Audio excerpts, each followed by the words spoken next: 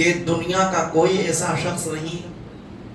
جو یہ کہہ سکے کہ اس کی پوری زندگی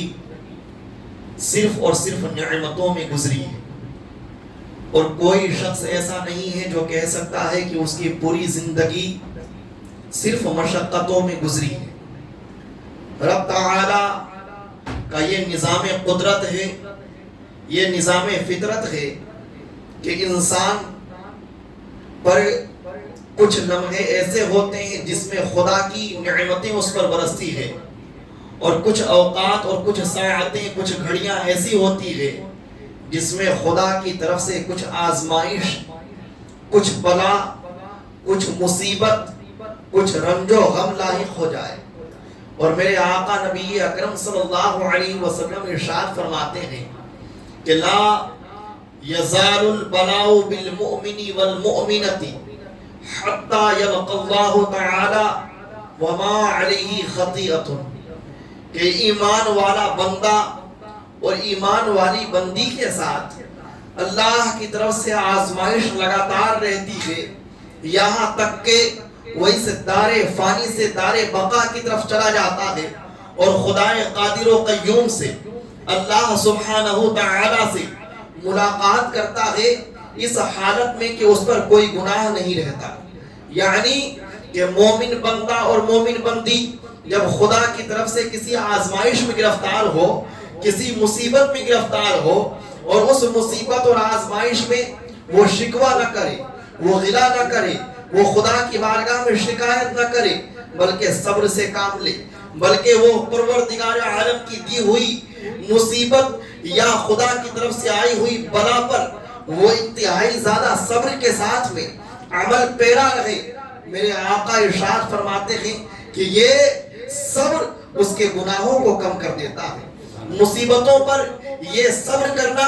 اس کی تمام خطاؤں اور لغزشوں کو معاف کر دیتا ہے۔ اسی لیے بندہ مومن کے ساتھ میں لازمی طور پر کچھ ساعتیں ایسی آئیں گی جس میں اس پر اللہ کی طرف سے صبر کا امتحان ہوگا کہ تم صبر کرتے ہو یا نہیں کرتے ہو۔ اور میرے آقا نبی اکرم صلی اللہ علیہ وسلم ارشاد فرماتے ہیں کہ اللہ رب العزت کہتا ہے من لم یصبر علی بلائی ولم یشکر نعمائی فلیخرج من تحت سمائی، جو شخص میری دی ہوئی عظیم بلا اور مصیبت کے اوپر صبر نہ کرے، اللہ کہہ رہا ہے کہ جو میری دی ہوئی بلا پر صبر نہ کرے اور میری بخشی ہوئی نعمتوں پر شکر ادا نہ کرے، فَلْيَخْرُجْ مِن تَحْتِ سَمَائی، تو ایسے انسان کو میرے آسمان کے نیچے سے نکل جانا چاہیے، وَلْيَطْلُبْ رَبًّا سِوَائی، اور اسے میرے علاوہ کسی اور معبود کی طلب کرنی چاہیے، اس لیے کہ میری شان یہ ہے کہ میں اپنے بندے کو کبھی بلا دیتا ہوں اور کبھی نعمت دیتا ہوں۔ بلا اس لیے دیتا ہوں کیا میرا بندہ صبر کرنا جانتا ہے، نعمت اس لیے دیتا ہوں کیا میرا بندہ شکر ادا کرنا جانتا ہے۔ اس لیے معلوم یہ ہوا کہ مومن کا کام یہ ہے کہ دنیا کے اندر جب یہ دنیا اس کے لیے دائمی ٹھکانہ نہیں ہے، ہمیشہ رہنے والی جگہ نہیں ہے، ہمیشہ کے لیے یہ ہمارے لیے قرار گاہ نہیں ہے، بلکہ یہ ایسی وقتی اور عارضی جگہ ہے جہاں پر رب تعالی ہم سے امتحان لے رہا ہے کہ وہ بندہ جو میرا کلمہ پڑھتا ہے مجھ پر ایمان کتنا مضبوط رکھتا ہے۔ اگر وہ ایمان مضبوط رکھے گا تو صبر میں وہ صبر کی رسی کو مضبوطی کے ساتھ پکڑے گا اور شکر کے دامن کو مضبوطی کے ساتھ پکڑے گا۔ لیکن میں آپ کو بتاتا چلتا ہوں کہ آج اہل ایمان کا حال یہ ہو چکا ہے کہ ذرا سی پریشانیوں پر خدا کی بارگاہ میں شکوہ کرنے لگتے ہیں، ذرا سی مصیبتوں پر رب تعالیٰ کی بارگاہ میں ناراضگی ظاہر کرتے ہیں، اور ذرا سی نعمتیں ہمیں مل جاتی ہیں ہم اترانے لگتے ہیں، اکڑنے لگتے ہیں، ہمارے اندر غرور پیدا ہو جاتا ہے۔ اے میرے ایمان والے ساتھیوں، میں آپ کو بتانا یہ چاہتا ہوں کہ کیا ہمیں صبر نہیں کرنا چاہیے، کیا ہمیں شکر کے دامن کو مضبوطی سے نہیں پکڑنا چاہیے، بلا شبہ پکڑنا چاہیے، اس لیے کہ جو بے صبری کرتا ہے وہ بھی گناہ کرتا ہے، اور جو ناشکری کرتا ہے وہ بھی گناہ کرتا ہے۔ جو بندہ صبر و شکر کو مضبوطی سے پکڑتا ہے وہی راہ راست پر رہتا ہے، وہی صراط مستقیم پر رہتا ہے، وہی سیدھے راستے پر رہتا ہے، اور وہی شخص حقیقت میں جنت کی طرف جا رہا ہے۔ اور جو انسان انسان خدا کی بارگاہ میں بے صبری اور ناشکری کے الفاظ استعمال کرتا ہے تو یقیناً وہ خدا کی رحمتوں سے دور ہو جاتا ہے اور وہ جہنم کے راستے پہ چلا جاتا ہے۔ میں بتانا یہ چاہتا ہوں کہ آج ہم صرف عبادتوں میں کوتاہی نہیں کر رہے ہیں، صرف ہم خدا کی بندگی میں کوتاہی نہیں کر رہے ہیں، بلکہ ہمارا حال یہ ہے کہ ہم خدا کی بارگاہ میں ناشکرے بھی بن گئے ہیں، بے صبرے بھی بن گئے ہیں۔ اور اللہ کہہ رہا ہے یا ایھا الذین آمنوا توبوا الی اللہ توبۃ نصوحا، اے ایمان والو اللہ کی بارگاہ میں سچی پکی توبہ کرو، ایسی توبہ کرو جس میں تمہارا خلوص شامل ہو، جس میں تمہاری عادت یہ ہو کہ تم خدا قادر و قیوم کو راضی کرنا چاہتے ہو، خدا کو خوش کرنا چاہتے ہو۔ جو بندہ رب تعالیٰ کو راضی کرنے کے لیے توبہ کرے گا میرا معبود اس کی توبہ کو قبول فرمائے گا۔ اس لیے کہ اللہ حکم دے رہا ہے اے ایمان والو اپنی گناہوں کے اوپر شرمندہ ہو جاؤ اور اللہ کی بارگاہ میں ایسی توبہ کرو جو توبہ سچی پکی ہو، دل سے نکلنے والی صدا ہو، دل سے نکلنے والی آہ ہو، دل سے نکلنے والے الفاظ ہو۔ صرف زبان پر ہم استغفر اللہ نہ کہیں بلکہ جب ہماری زبان سے استغفار جاری ہو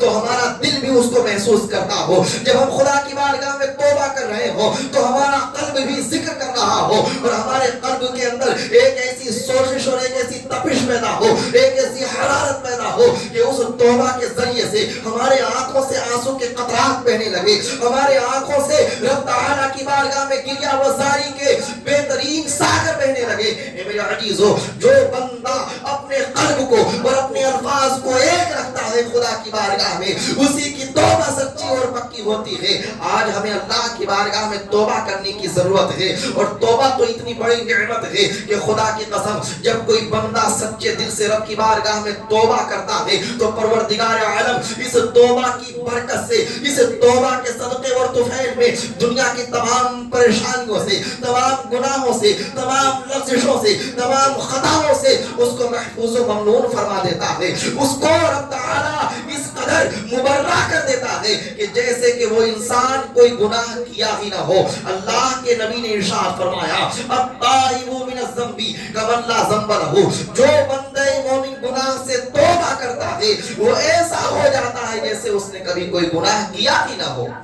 اور میرے آقا نے ارشاد فرمایا کہ دنیا میں مومن تو خطا کرے گا، اس لیے کہ ہر ایمان والا معصوم نہیں ہے بلکہ صرف اور صرف انبیاء کرام معصوم ہیں اور خدا کی عطا اور فضل و کرم سے اولیاء اللہ بھی گناہوں سے محفوظ رہ جاتے ہیں۔ لیکن اے میرے عزیزو، جب بندہ مومن گناہ کرے تو گناہ کرنے کے بعد توبہ کیا کرے، میرا رب اس توبہ کی برکت سے اس کے گناہوں کو بخش دیتا ہے۔ میرے آقا نے فرمایا خیر الخطائین التوابون، بہترین گنہگار وہ ہے جس کو توبہ کی توفیق نصیب ہوتی ہے، جسے توبہ کرنا آتا ہے۔ اور توبہ کا مطلب یہ نہیں ہے کہ صرف اپنے دونوں ہاتھوں پر، دونوں رخساروں پر ہاتھ پھیر کر کے استغفار استغفار کہہ کے بناوٹی شکل و صورت کے ساتھ میں ہم کچھ گھنٹے بتا دیں، بلکہ حقیقت میں توبہ یہ ہے کہ رب تعالیٰ کی بارگاہ میں تنہائی میں جائیں، خلوت میں خدا سے ہم کلام کریں اور رب تعالیٰ کی بارگاہ میں سر بسجود ہو کر کہیں اے میرے پروردگار میری خطاؤں کو معاف فرما دے، میری لغزشوں کو معاف فرما دے، میں نے بے پناہ دن گناہوں میں گزارے ہیں، بے پناہ راتیں گناہوں میں گزاری ہے، میری گھڑیاں میری ساعتیں گناہوں سے چور ہے، اے میرے پروردگار میرے دامن کو پاک کر دے۔ جب کوئی بندہ سچی پکار اور سچی گہار اور سچی صدا اور آہ خدا کی بارگاہ میں لگاتا ہے تو پروردگار عالم اس توبہ کے صدقے و طفیل میں اس محبوب، اس بندے کو اپنا محبوب بنا لیتا ہے۔ میرے مصطفیٰ نے ارشاد فرمایا جو بندہ خدا کی بارگاہ میں توبہ کرتا ہے وہ اللہ کا محبوب اور پسندیدہ بندہ ہو جاتا ہے۔ اور توبہ کی برکت یہ ہے کہ حضرت عمر ابن خطاب رضی اللہ تعالی عنہ کا زمانہ تھا۔ حضرت عمر ابن خطاب رضی اللہ عنہ کے زمانے میں اسلام کی ایک ایک حکم کے اوپر، اسلام کے ایک ایک رکن کے اوپر مکمل طور پر عمل کیا جاتا تھا۔ کوئی شخص ایسا نہ تھا جو اسلامی تعلیمات اور اسلامی احکام سے تجاوز کرنے کی ہمت رکھتا ہو، جس کے اندر خدا قادر و قیوم کے حکم کو برسر عام پامال کرنے کی طاقت ہو۔ کوئی ایسا شخص شخص نہ تھا. ہر کسی کو معلوم تھا کہ یہ دور فاروقی ہے, یہ دور عمر فاروق اعظم ہے. اس زمانے کے اندر تو شیطان بھی اپنی شیطانیت مچانے کے بارے میں, اپنی شیطانیت پھیلانے کے بارے میں حضرت عمر ابن خطاب کے خیال سے دور ہو جاتا ہے. اس زمانے میں انسان ایسا تھا جو نماز بھی پڑھتا تھا, جو روزے بھی رکھتا تھا, جو ظاہری تمام شریعتوں پر عمل کرتا تھا, لیکن کچھ گنہگار بھی تھے, کچھ پاپی بھی تھے, کچھ ایسے لوگ بھی تھے جو کلمہ کی دولت تو ان کو مل چکی تھی لیکن ان کا دل گناہوں میں لگا رہتا تھا. ایک مرتبہ ایک شخص سخت دھوپ والے دن میں, انتہائی دھوپ والے دن میں شراب کا سپلائی کرنے والا, شراب کو پینے والا وہ انسان جبہ پہن کر کے, کمبل اوڑھ کر کے, اپنے اوپر چادر اوڑھ کر کے, اپنے دامن کے اندر, اپنی آستین کے نیچے میں ایک شراب کی بوتل کو وہ محفوظ رکھتا ہے, ایک شراب کی بوتل کو چھپاتا ہے, اور چھپانے کے بعد میں وہ اپنے مکہ کی مدینہ کی سرزمین پر وہ گلیوں سے نکلنا شروع کر دیتا ہے. اتنے میں حضرت عمر ابن خطاب رضی اللہ عنہ اس شخص کو دیکھتے ہیں کہ اتنی سخت دھوپ والے دن میں یہ انسان عجب ماجرا ہے کہ یہ اپنے اوپر چادر لپیٹے ہوا ہے, کمبل اوڑھے ہوا ہے, جبہ پہنے ہوا ہے. آخر کیا وجہ ہے کہ یہ شخص اس قدر اہتمام کر رہا ہے؟ حضرت عمر ابن خطاب سمجھ جاتے ہیں کہ ضرور یہ یا تو کوئی مجرم ہے, یا کوئی پاپی ہے, یا کوئی ملزم ہے, یا تو مسلمانوں کے حقوق کو پامال کرنے والا کوئی شخص ہے. حضرت عمر ابن خطاب رضی اللہ عنہ اپنے ہاتھ میں درہ اور کوڑا لیتے ہیں اور اس راستے میں نکل جاتے ہیں جس راستے سے وہ شخص گزر رہا ہے. اللہ اکبر. حضرت عمر ابن خطاب کا درہ اور کوڑا جب سننے میں آئے تو اچھوں پر ہیبت طاری ہو جاتی تھی. حضرت ابو ہریرہ کہا کرتے تھے کہ خدا کی قسم بنو امیہ کے بادشاہوں کی تلواروں میں وہ ہمت, وہ رعب و دبدبہ اور خوف موجود نہیں ہے جو حضرت عمر کے درے میں ہوا کرتی تھی, جو حضرت عمر کے کوڑے میں ہوا کرتی تھی. سیدنا عمر ابن خطاب اپنے ہاتھ میں درہ لے کر نکلتے ہیں اور اس شخص کے پاس پہنچتے ہیں, اور پہنچتے ہی اس سے کہتے ہیں تمہارے پاس تم اس قدر اہتمام سے کیوں نکل رہے ہو؟ وہ شخص جب حضرت عمر ابن خطاب کو دیکھتا ہے اس پر کپکپی طاری ہو جاتی ہے, وہ لرزہ براندام ہو جاتا ہے, اسے اپنے سیاہ اعمال کے اوپر بہت ہی زیادہ افسوس ہوتا ہے اور اسے محسوس ہونے لگتا ہے کہ آج تو میری خیریت نہیں رہے گی. اگر عمر کو پتا چل گیا کہ میں شراب کی بوتل لے کر کے سپلائی کر رہا ہوں اور شراب کی بوتل پی رہا ہوں تو آج میرے گوشت پوست سلامت نہیں رہیں گے اور مجھے سلاخوں کی اور قیدوں کی مشقت جھیلنی پڑے گی اور میں اپنے اہل خانہ سے دور ہو جاؤں گا. آج مجھ پر ایک ایسا قہر الہی برسے گا اور ایسا جلال الہی برسے گا جس کی میں تاب نہیں لا سکتا ہوں. وہ انسان دل ہی دل میں خدا کی بارگاہ کی طرف متوجہ ہوتا ہے, رب تعالیٰ کی بارگاہ کی طرف متوجہ ہوتا ہے اور کہتا ہے اے میرے پروردگار, میں نے بہت زبردست غلطی کی ہے, میں نے بہت زبردست گناہ کیا ہے, میں نے بڑا سنگین پاپ کیا ہے. اے میرے پروردگار تو بڑا قادر ہے, تو بڑا ستار ہے, تو بڑا غفور ہے, تو بڑا رحیم ہے, کریم ہے. اے مولا آج تو مجھے عمر کے کوڑے سے بچا لے. خدا کی قسم کبھی میں اپنی زندگی میں شراب کی بوتل کو نہ بیچوں گا اور نہ شراب کے ایک قطرے کو اپنے دہن پر اتاروں گا. اے میرے مولا آج تو مجھے عمر کے کوڑے سے بچا لے, میں زندگی بھر کے لیے شراب سے محفوظ ہو جاؤں گا. خدا کی قسم وہ بندہ مومن اپنے دل میں سچی توبہ کرتا ہے اور حضرت عمر ابن خطاب جب پوچھتے ہیں کہ بتاؤ یہ بوتل اس میں کیا ہے تو وہ کہتا ہے اس میں شیریں دودھ ہے. خدا کی قسم اس کی زبان سے یہ لفظ نکلنے تھے کہ رب تعالیٰ نے اس شراب کو شیریں دودھ سے تبدیل کر دیا, اس شراب کو میٹھے دودھ میں بدل کے رکھ دیا. اور جب حضرت عمر ابن خطاب نے بوتل کے ڈھکن کو کھولا تو قطرہ دیکھتے ہیں دودھ کا, انتہائی شیریں اور صاف دودھ کے قطرے کو اپنے ہاتھ میں دیکھ کر حضرت عمر ابن خطاب انتہائی زیادہ حیرت میں پڑ جاتے ہیں اور کہتے ہیں کہ بتاؤ جب تمہارے ہاتھ میں دودھ ہی تھا اور تمہارے ہاتھ میں دودھ کی بوتل تھی تو اس قدر اہتمام سے کیوں لے جا رہے تھے؟ حضرت عمر ابن خطاب رضی اللہ عنہ خدا قادر و قیوم کی طرف متوجہ ہوتے ہیں. آپ پر اللہ کی طرف سے الہام بھی اترتا ہے اور خدا قادر و قیوم کے اتنے محبوب بندے ہیں کہ خدا کے فضل و کرم سے رب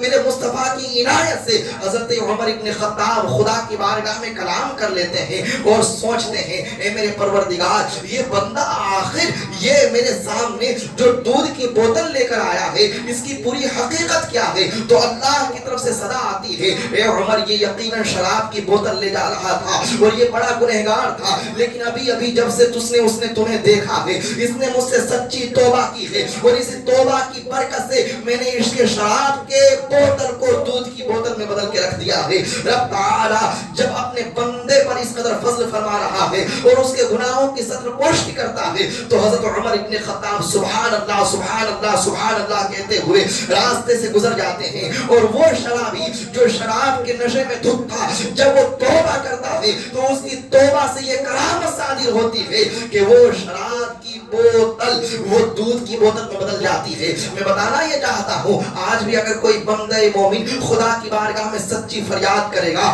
سچی پکار لگائے گا, سچی توبہ کرے گا, خدا کی قسم اس کے جرم کتنے ہی سنگین کیوں نہ ہو, اس کی خطا کتنی سخت کیوں نہ ہو, میرا پروردگار انتہائی زیادہ بخشش فرمانے والا ہے, وہ بڑا رحیم ہے, وہ بڑا ستار ہے, وہ ضرور آپ کی بخشش فرما دے گا, وہ ضرور آپ کے توبوں کو قبول فرمائے گا, ضرور آپ کی صداؤں کو سنے گا. لیکن شرط یہ ہے کہ ہمارا دل اور ہماری زبان دونوں ایک طرح سے ہو. آج حال یہ ہے کہ زبان پر ہم انتہائی زیادہ متقی اور پرہیزگار بنے ہوئے ہیں, لیکن دل کا حال یہ ہے کہ وہ گناہوں میں چور ہے, دل کا حال یہ ہے وہ خطاؤں سے مملو ہے, دل کا حال یہ ہے کہ وہ خطاؤں کے لیے کرویدہ ہے, دل کا حال یہ ہے کہ گناہ کرنے میں لذت و سرور مل رہا ہے. دل کا حال یہ ہے کہ ہم اپنے دل کے اندر متقی نہیں ہے, دل کے اندر تو ہم خدا کی نافرمانیاں کرتے چلے جا رہے ہیں, اور زبان سے دوسروں کے سامنے ہم اللہ اللہ کہتے ہوئے نظر آتے ہیں. اے میرے عزیزو, آپ اپنے دل اور زبان کو ایک کرو, اپنی توبہ کو سچی کرو, اسی توبہ کو سچی کرنے کے صدقے و طفیل میں خدا آپ کی بخشش فرما دے گا. اور حضرت بایزید بسطامی رضی اللہ عنہ کتنے جلیل القدر اللہ کے ولی ہیں, کون نہیں جانتا ہے. بایزید بسطامی کے زمانے میں ایک ایسی بدکار فاجرہ طوائف آ جاتی ہے ان کے شہر میں, جس کے اوپر جس کے حسن و جمال کا شہرہ گلی گلی میں ہے, کوچے کوچے میں ہے, بازار بازار میں ہے. لیکن حضرت بایزید بسطامی تک کچھ ان کے مریدوں نے کہا, یا بایزید بسطامی, اے میرے ولی, اے میرے مرشد, میں آپ کی بارگاہ میں ایک عریضہ پیش کر رہا ہوں. جب سے وہ طوائف شہر میں آئی ہے, یہاں کے نوجوانوں کا حال بہت بدتر ہو گیا ہے, اور اتنا بدتر ہو گیا ہے کہ ہر کوئی اس کے حسن و جمال کے پیچھے فریفتہ ہے اور گناہوں میں ملوث ہے. روزانہ راتیں نوجوانوں کی خطاؤں میں گناہوں میں گزر رہی ہے. آپ کچھ انتظام فرمائیے. حضرت بایزید بسطامی کے دل میں یہ بات گھر کر جاتی ہے. حضرت بایزید بسطامی اس طوائف کے دروازے پر سر شام جا کر پہنچ جاتے اور بیٹھ جاتے ہیں. آپ انتظار میں رہتے ہیں کہ جب وہ طوائف اپنے گھر سے رات کے وقت میں باہر نکلے گی اور اپنے گاہک کو تلاش کرے گی, تو آج اس کا خریدار میں بن جاؤں گا. خدا کی قسم, حضرت بایزید بسطامی رضی اللہ تعالیٰ عنہ اس فاجرہ بدکار طوائف کے گھر کے دہلیز پر جب پہنچتے ہیں اور سر شام بیٹھ جاتے ہیں, تو رات کے وقت میں نوجوانوں کی بھیڑ آنے لگتی ہے. لیکن جیسے ہی سب کی نظر حضرت بایزید بسطامی پر پڑتی ہے, شرم و حیا کے مارے سب لوٹ جاتے ہیں. کہتے ہیں ایک اللہ کا ولی, اتنا متقی پرہیزگار, اتنا متدین اور اتنا پابند شرع, جس نے بڑے بڑے لوگوں کے دل کی دنیا بدل دی ہے, آج کیا ماجرا ہے کہ وہ ایک طوائف کی دہلیز پر آیا ہے, آج وہ ایک طوائف کے گھر میں آیا ہے. اللہ اکبر. حضرت بایزید بسطامی رضی اللہ عنہ جب رات کے وقت میں وہ طوائف اپنا دروازہ کھولتی ہے اور حضرت بایزید بسطامی کو دیکھتی ہے, تو حضرت بایزید بسطامی کہتے ہیں, بتا تیری قیمت کتنی ہے, میں تمام قیمت ادا کر دوں گا, لیکن شرط یہ ہے کہ آج کی رات میں وہ تمام تم پر پورا حق میرا ہوگا, اور جو میں کہوں گا وہ تمہیں کرنا ہوگا. وہ طوائف کہتی ہے, میرا کام ہی یہی ہے کہ میں قیمت لے کر من مرضی کے مطابق خوشیاں دیتی ہوں. اللہ اکبر. حضرت بایزید بسطامی رضی اللہ عنہ اس طوائف کو قیمت ادا کرتے ہیں اور اس کے بعد اس کو اپنے گھر لے جاتے ہیں. کہتے ہیں آج سن تو غسل کر. وہ غسل کرتی ہے, اسے وضو کراتے ہیں, ایک مصلے پر بیٹھاتے ہیں اور کہتے ہیں آج تو اپنے گناہوں کے بارے میں غور و فکر کر. وہ طوائف اپنے خطاؤں کے بارے میں غور و فکر کرنا شروع کر دیتی ہے, وہ اپنی خطاؤں کے بارے میں سوچنے لگتی ہے, اس کے آنکھوں سے آنسو کے قطرات بہنے لگتے ہیں. حضرت بایزید بسطامی کہتے ہیں چل آج نماز پڑھ کے رب تعالیٰ کو راضی کر کر، خدا کو تو نوافل کے ذریعے سے اور سجدوں کے ذریعے سے راضی کر، اور تو اللہ کی بارگاہ میں آج اپنے گناہوں کے بارے میں سوچ کر کے گریہ وزاری کر۔ وہ عورت سوچنے لگتی ہے،